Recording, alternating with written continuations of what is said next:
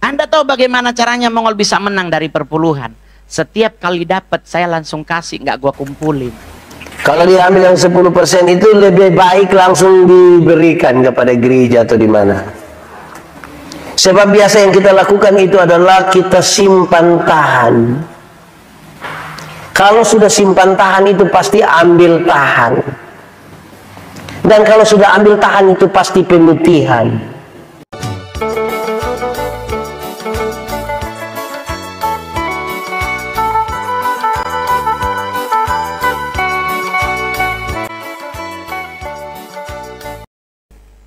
Tiga 39 film yang udah gue bintangi, 7 jadi cowok.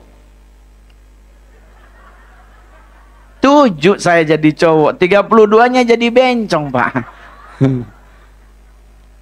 Waktu filmnya tayang, gereja komplain, Pak Mongol kan hamba Tuhan, Pak kok jadi bencong. Gue juga bingung mau jawab apa. Ya ini kan cuman film, Pak. Ya tapi kan Pak Mongol inget dong, karakter yang memuliakan Tuhan biar nggak jadi batu sandungan. Gue mikir-mikir lagi, karakter apa yang kayak muka gue ini cocok memuliakan Tuhan. Ini berarti kan harus bikin film rohani ya. Ya kayak imam-imam Lewi jadi pakai baju efod meninggal ya, cocok gitu ya. Ya udahlah jadi bencong juga nggak ada masalah. Tiap hari ditelepon, tiap hari dimarahin. Lama-lama saya juga tersinggung. Akhirnya saya marahin balik hamba-hamba Tuhannya. Balikin perpuluhannya kalau begitu. Di perpuluhan diambil, gue jadi bencong, lu marah. Nggak fair. Orang gue jadi bencong dapat perpuluhannya dari situ. Dan Anda tahu teman-teman, kenapa Mongol bisa diberkati Tuhan? Salah satunya karena perpuluhan. Saya Cina setengah sayang. Otomatis kalau otak duit, saya radikal sayang. Kadang-kadang mikir, aduh 10% doa setiap bulan. Sedangkan sebelah 2,5% per tahun. Kadang-kadang mikir, apa gua pindah dulu kali ya? Jujur-jujur aja, Cinanya kan suka keluar nih kan, ini kan ya namanya Cien kan ini mempengaruhi otak. Kadang-kadang mikir, aduh, udah gitu kadang-kadang kalau nggak ngasih diumumin lagi setiap tanggal 1 kepada jemaat yang belum memberikan perpuluhan, apa yang Tuhan punya segera dikembalikan. Nunduk kita ya Allah. Orang tanya, terus gimana Ngol? Saya waktu masih jualan koran di Tugu Tani, saya tidak pernah lalai memberi perpuluhan. Gaji saya 1.900.000 dari ngumpulin 3 kerjaan, jualan koran, kerja nasi padang, rumah makan Padang, sama kerja pecel lele. 1,9 setiap bulan. 200.000 saya sisihkan buat perpuluhan. Harusnya kan 1,9 ya, tapi gua lebihin 200.000 pas lah. Kan nggak lucu gua bilang minta kembalian ke belakang, Pak, kembaliin. Ya kan nggak mungkin lah ya kan. Gue nggak mungkin dong pas habis gereja gue bilang, Pak tadi saya narinya 200, bisa nggak balikin 10.000-nya? Nggak lah, saya kasih 200. Nggak pernah lalai. Terus apa yang Mongol dapat? Menikmati hidup tuh indah banget. Dengan kondisi seperti itu bisa menikmati, cukup. Bener loh. Jujur-jujur aja, coba orang lain. 200 juta kalau dia tidak dalam Tuhan tidak cukup. Iya tuh. Tapi yang hidupnya dalam Tuhan 10.000 itu lebih dari cukup. Saya kebetulan tidak ngerokok, tidak suka nongkrong karena malu sama umur dan malu sama muka. Karena kalau kita nongkrong bareng kadang-kadang, oh premannya ya bang, ya kenapa gue jadi premannya? Oh muka gitu. Jujur aja, selesai. Bisa jadi artis, Bapak di sorga, penghasilannya berubah jadi 400 juta per bulan. Mimet, aduh, berapa? 40 juta, aduh, gede banget nih. Saya masih ingat ini kesaksian hidup. Saya ke gereja nganterin perpuluhan 28 juta, antara mau ngasih sama enggak gitu. Aduh, gimana ya? Gede banget nih. Kalau 5 juta kayaknya gue masih aman gitu. Ini 28. Gue telepon ibu gembala, Bu, gue gimana? 5 juta aja. Ya terserah Pak Mongol. Ya Tuhan suruh berapa ya itu yang dikasih deh. Terpaksa ngasih 28 juta. 2 minggu nggak ke gereja. Minggu ketiganya Mongol ke gereja. Ibu gembalanya cincin sama jamnya baru. Gue kan langsung Ya Allah Tuhan, duit gua dia beli cincin. Aduh, saya boleh jujur, itu momen paling luar biasa. Akhirnya apa yang terjadi? Mongol nggak ke gereja selama 3 bulan. Sakit hati, duit gua dia beli cincin. Pak Gembala udah jam tangan gece lah, gua masih seiko. Kan gua mikir, ini yang kaya siapa sih sebenarnya? Tapi ingat teman-teman, ingat baik-baik, ingat baik-baik. Di saat Mongol nggak ke gereja 4 bulan, saya anak GPDI dulu. Saya bertumbuh di GPDI, punya kegiatan yang rutin setiap pagi namanya Beston. Saya setiap jam 3:30 pagi itu bangun doa setengah jam. Lagi sementara doa ada suara muncul di telinga Mongol. Mau hitung-hitungankah kita? Wah saudara Yesus, siapa yang ngomong ini? Ah, ini dari setan, keluar, gue berteriak-teriak. Mau hitung-hitungankah kita?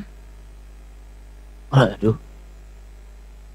Terus Tuhan ajarin Mongol, engkau mau diberkati bukan jumlahnya. Kau belajar Petrus menjala ikan. Petrus dengan Tuhan Yesus, Petrus lebih tahu cari ikan.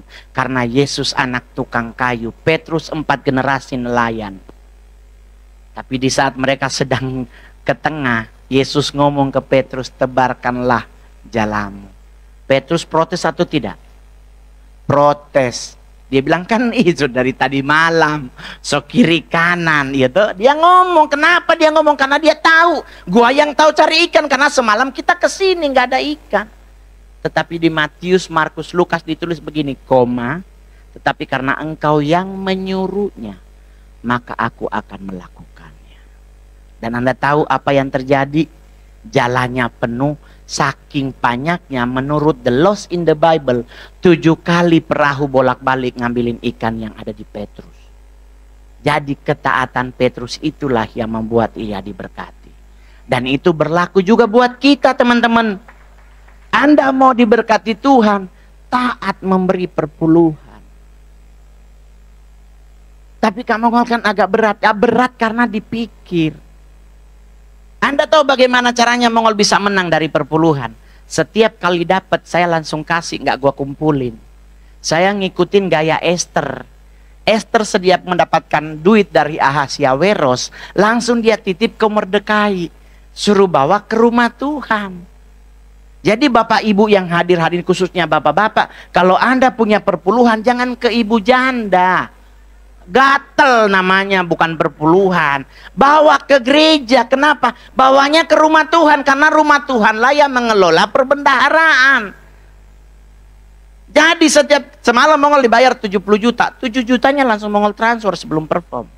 Karena 1 jam sebelum perform kita udah lunas. Langsung Mongol transfer, gue masuk ya. Jadi nggak berasa berat. Kenapa? Karena masih ada 63. Tapi kalau kita kasihnya per bulan, duit gedenya udah nggak ada, tinggal duit perpuluhannya. Akhirnya nggak ngasih. Jadi teman-teman kalau mau diberkati Tuhan, nih kita hari ini meeting gitu, akhirnya deal, dapat 10 juta, 1 juta langsung kirim ke rekening gereja. Anda masih megang 9 juta, nggak merasa sakit. Coba kalau kita kumpul 9 jutanya udah habis, tinggal 1 juta. Akhirnya alasan bayar listrik, uang sekolah anak, harus bayar labs, segala macam. Itu mau lakukan sampai hari ini. 11 tahun loh teman-teman. Dari 2011 sampai 2022 sekarang, saya tetap bertengger sebagai stand up komedian terbaik. Kalau yang bagian dari Tuhan punya tidak segera cepat-cepat kita berikan. Ada orang ketika dia terima uang, terima berkat, dia berencana untuk memisahkan yang 10%. Kalau dia ambil yang 10% itu lebih baik langsung diberikan kepada gereja atau di mana. Sebab biasa yang kita lakukan itu adalah kita simpan tahan. Kalau sudah simpan tahan itu pasti ambil tahan. Dan kalau sudah ambil tahan itu pasti pemutihan. Dan kita mau bikin komitmen baru untuk kepentingan itu. Pernah alami kok? Simpan tahan, ambil tahan. dan pemutihan. Kadang-kadang ada uang yang kita simpan, ini persembahan, ini kita taruh di dalam rumah. Pagi-pagi waktu jalan-jalan di luar ketemu orang, kita sambil bercerita, tiba-tiba ibu dari belakang, "Papa, yuk, bikin apa?" "Mau bayar ikan." Mama tuh terlanjur ambil ikan. Pasti bapak bilang, "Ambil tahan." Ambil tahan yang mana, yang di envelope putih itu. Saudara bayangkan, kita ini lebih baik kalau yang ada pada kita tidak usah tahan-tahan. Ada firman bilang, jangan tahan kalau kamu mau melakukan yang baik kepada orang yang berhak menerimanya, jangan tahan. Malam hari ini saya tambah satu, yang bagian Tuhan punya jangan coba-coba tahan. Nanti tertahan betul-betul. Kasih supaya aman. Tuhan ini memang kita kalau makin besar itu biasa kita pikiran. Ada firman bilang begini, berilah 1/10 dari hasil pertama, ujilah aku, lihatlah bencana pemberianmu akan berlimpah-limpah dengan uangmu. Saudara percaya pada janji itu? Kalau saya percaya, mari kita uji. Kalau semakin besar kadang-kadang kita makin khawatir. Kalau 10.000 per bulan berapa? 1.000 pasti kasih tau.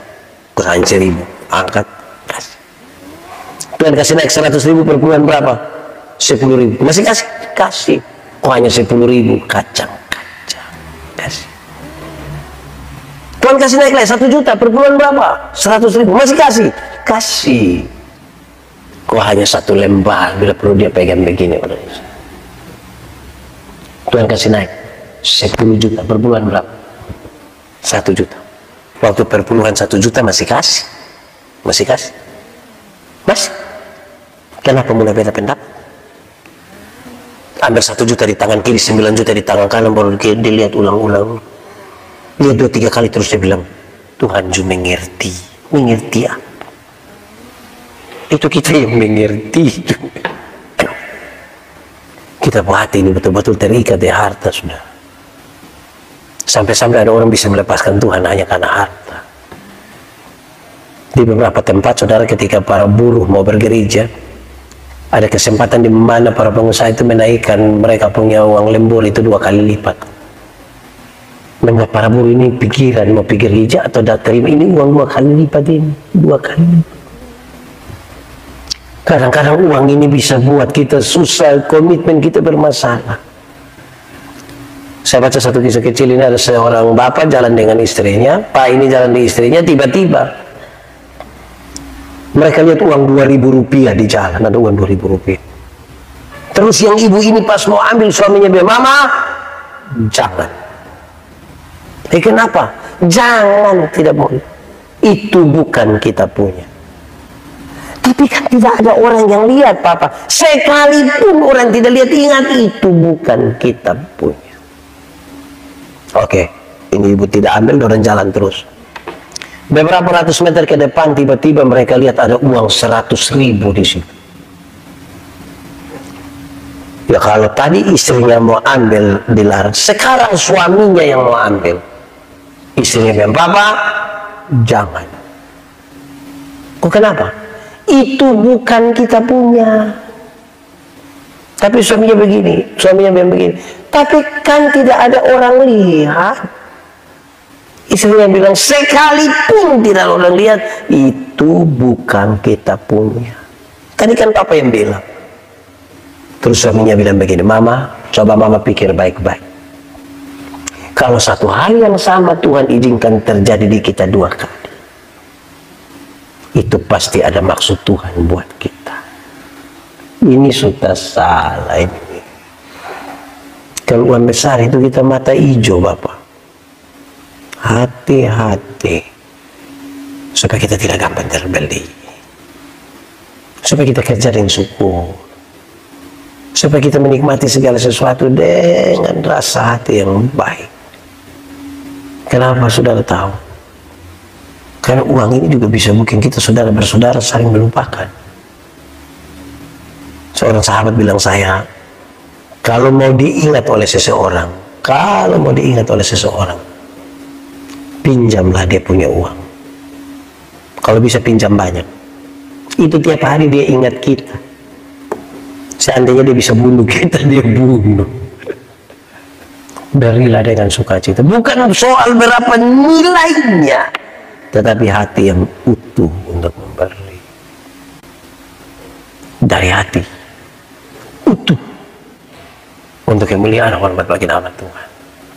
Orang suka tanya saya, Pak Pendeta, 10% itu, berpuluhan itu kira-kira yang baik kita kasih di mana? Saya bukan soal yang baik. Saya suka tanya orang 10%, yang 10 siapa punya? Tuhan punya. Lalu yang 90, dia bilang kita punya. Siapa yang bilang begitu? Tidak ada ayat Alkitab bilang begitu. 10% yang 10 Tuhan punya, yang 90 pun Tuhan punya. Semuanya Tuhan punya. Kami berikan dari tangan Tuhan sendiri. Semua Tuhan punya. Tapi menarik, yang 90 ini Tuhan percayakan kita yang urus. Karena itu uruslah yang 90 itu. Pakai apa yang diingini oleh yang punya, bukan oleh kita pun. Supaya jangan ada lagi yang bertanya kepada saya, Pak Pendeta, kira-kira kalau ada orang susah datang kok kita ambil dari perpuluhan, kok kita kasih dia bisa? Tidak bisa. Ambil dari yang 90. Kok yang 10 itu Tuhan punya? Dia takut keluar dari yang dia kelola, dia arahkan kok ambil dari Tuhan punya. Pernah bikin begitu? Bertobat. Yang di situ bertobat, juga yang di sini bertobat. Saudara-saudara, Tuhan itu baik buat kita semua. Dia menyiapkan segala sesuatu. Dalam cerita penciptaan semua ada, baru kemudian dia kasih manusia datang supaya manusia tinggal menikmati. Tapi kita terlampau serakah, kita kadang-kadang mau melangkah melewati batas. Kita tidak mampu menjalankan tanggung jawab kita, memelihara dan mengupayakan alam semesta ini yang baik. Lalu siapakah yang akan kita salahkan? Diri kita.